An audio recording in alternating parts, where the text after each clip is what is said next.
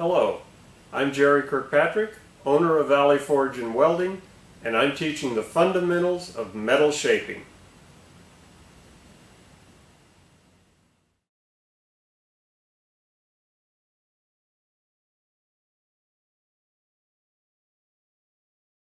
I purchased a complete Harbor Freight English wheel knowing that the only thing I would be keeping other than the top wheel and the anvil wheels was the storage rack, a small portion of the base, and the cradle for holding the lower anvils while they are in use, which I greatly modified.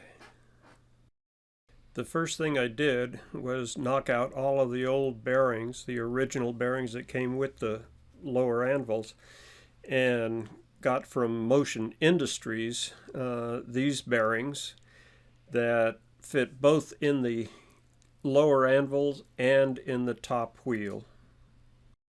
The next thing I did was make a mandrel for the lathe and made sure that it turned exactly true. Then I mounted each wheel individually and checked it for the run out.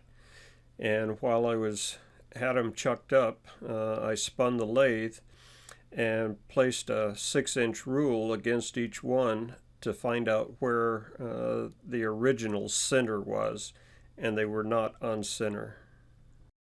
Here you can see all of the anvils, how far they were out. The one on the left, the flat one, was 10 thousandths out, and if you look a little to the right, the 4-inch radius was 28 thousandths out of round.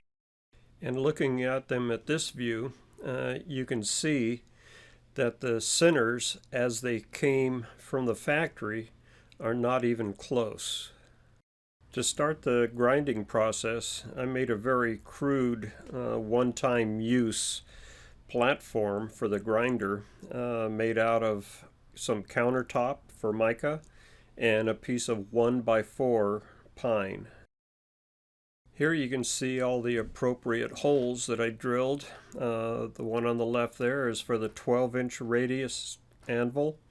Then it goes down to the 8, 6, 4, 3, 2, and then the one with the circle around it, was bolted solid so the stone didn't move as the carriage was moved back and forth.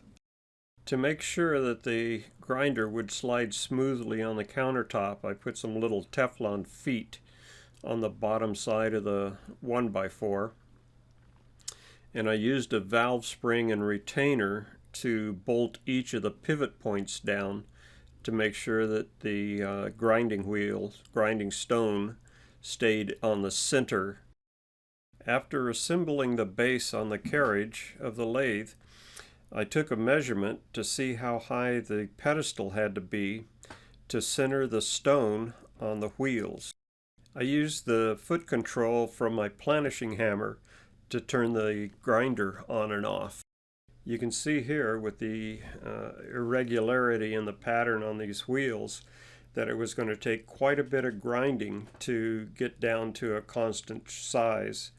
So I coated all of the wheels with Dykem and used a tool bit to get a constant pattern all the way around the wheels. From the allmetalshaping.com website, I printed out a chart that tells you what the width of each flat would be with a corresponding radius bottom wheel. The numbers in the top left are the actual widths of each of my wheels. The numbers at the bottom there tell me exactly how far to come in from each side. That will give me the width of each flat.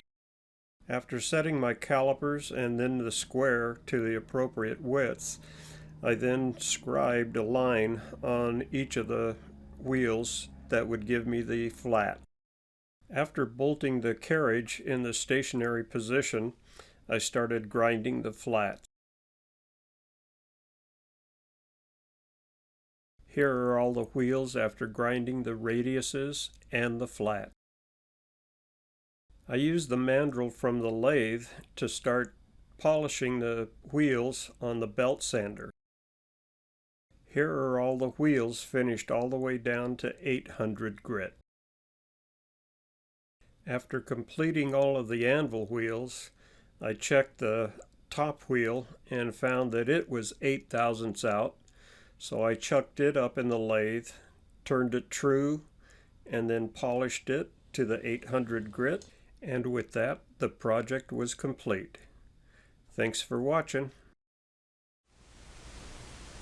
If you have any questions about this video or would like to find out more about the sheet metal shaping classes, feel free to give me a call at 1-707-459-2523 and check out my website at jerrykirkpatrick.com, and don't forget to subscribe to my YouTube channel.